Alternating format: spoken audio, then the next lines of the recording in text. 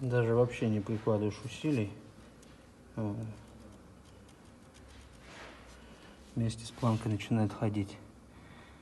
А ходить вместе с планкой начинает, получается, она вот сюда вот вскользь больше уходит. Вот эта вот планка сидит вообще мертвая. Здесь усилия нужно приложить. Она вверх-вниз не ходит, а здесь с усилием. Вот. Основное, что подвижное у нас, это вот эта вот планка. Я уже думал, может быть, поменять один вот этот шток, здесь где-нибудь взять, а здесь поменять между собой их. Попробовать по выработке. Здесь середина чисто идет.